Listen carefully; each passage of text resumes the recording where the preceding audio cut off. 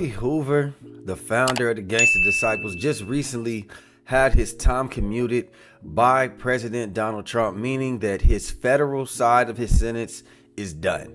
So now he's getting sent from basically a basement in Colorado in a federal system where he hasn't even had any type of contact with the outside world, any type of interaction with human beings for the last 30 years, to the point now where he can go and actually be in a general population yard in the state of Illinois where he can actually talk to his family and friends. So that meant a big deal. And also he is up for parole in 3 years in the state. So it's possible that he can live out his final days and he'll be able to be free and just see what the world is about right now in 2028 if he gets out.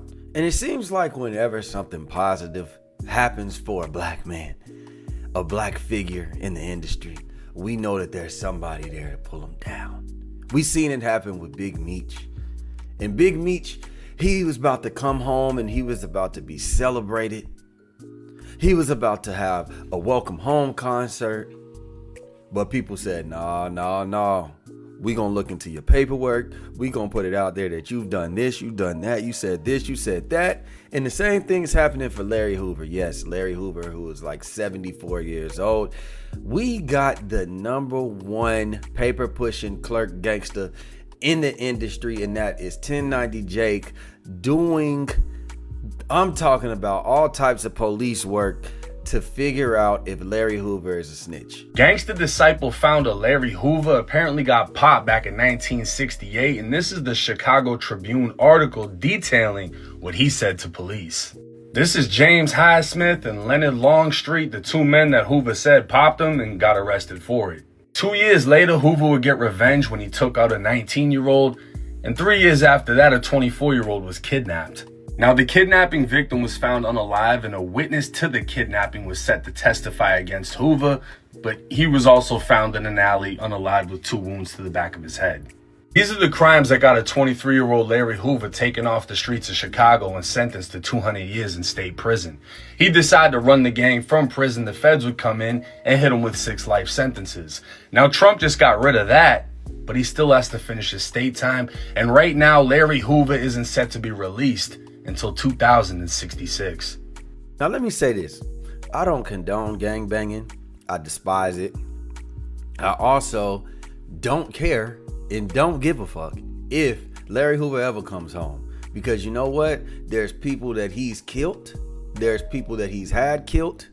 You know, there's things that he's done that's ruined our community. And there are people that can't come back from what he's done.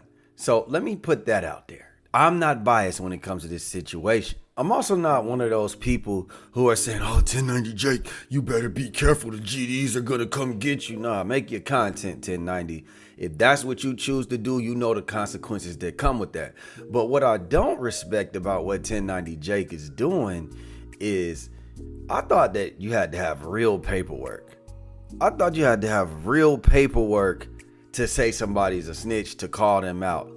Yes, you decided to dig in the crates and look at a prehistoric 1968 article of them saying that Larry Hoover told when he was in high school on some niggas that shot him. I done had friends that made the news. I done had friends that have been on the newspaper.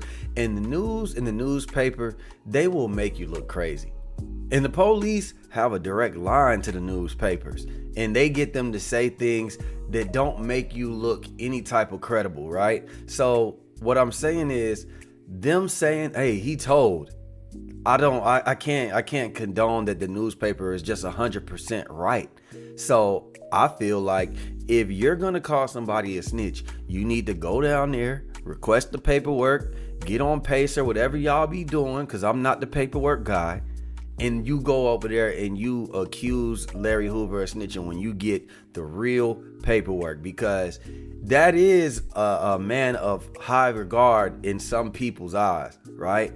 So you gotta know what you're doing when you speaking on his name, right? You do the due diligence for everybody else, but all of a sudden now the newspaper is what's credible. That's where I find that you made a mistake at 1090. I don't think the people are gonna accept what you're actually doing right now, because it just doesn't, it's not credible. That's just what it is.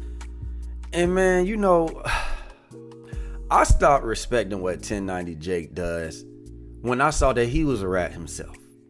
Yeah, when he was out here writing complaints and writing letters to the warden saying, hey, I'm being mistreated by the guards.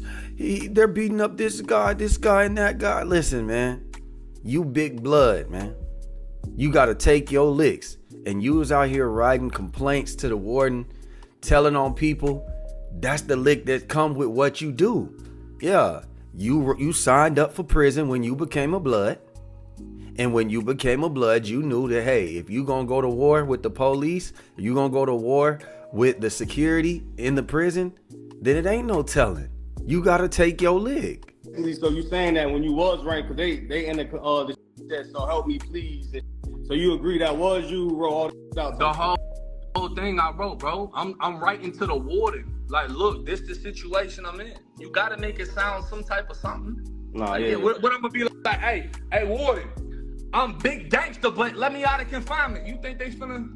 Nah, that's finna work like that. And they probably looking at my DRs because I already done been for confinement, for weapons and everything else already when it happened.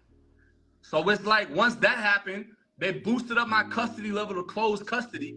I got shipped off the unit in a gang sweep. So they sent all the Bloods and Zoes in one bus back to reception. And then I ended up going to an adult prison.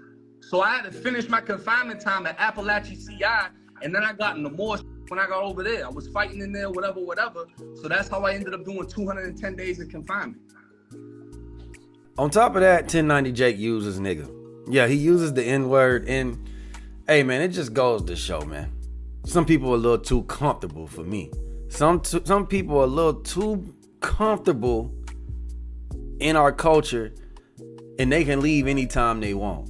1090 Jake can turn his life around right now, and he can just be a white boy, and he'll be accepted with open arms back in his community, and he can never have to face the consequences that we have to face anymore again in his life. You better tell him how we were rocking the Appalachian now.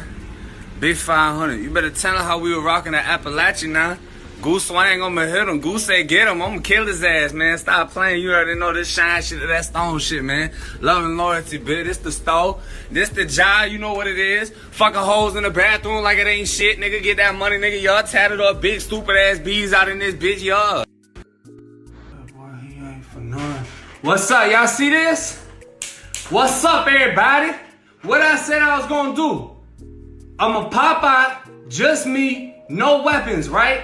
Tell that fuck nigga drop that video. Tell him drop the video. Nigga screaming for it. Tell him drop the video. Come on now. Hands? Come on now. Tell him drop the video. I don't do no talking, nigga. I don't do no telling. I don't got no weapon. Nothing. Tell the nigga drop the video. Can niggas say the same? When I say I'ma come through, nigga. Pull my shirt, no nothing on me. Come on now. No nothing on me. Hey, but this is who y'all put in charge of the paperwork pushing barbecue that y'all be throwing and all that shit, man. Listen, big goofy man up here bleeding in the head, screaming nigga to another white man that then whooped his ass. That's the guy that y'all respect. This is the big blood, man. Hey, I have nothing furthermore to say, man. All I say is 1090 Jake, you calling out a gang leader, you know, that is very powerful, that people do love, but I'm sure you know the consequences of that. So I ain't got to tell you what can happen, what's going to happen. I don't know. If people want to spend, they going to spend. That's just what it is.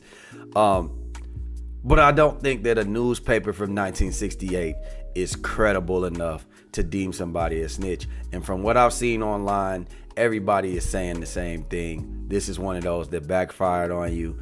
And yeah, so just be safe out here in the streets, man. Y'all let me know what y'all think, man. Do y'all think 1090 Jake is right? Do you think that Larry Hoover's a rat? Do y'all think that You need paperwork, or is a newspaper enough to deem what he is? You know, y'all let me know what y'all think, though, man. Like, share, subscribe, comment, hit that notification bell. We out, baby. Boom!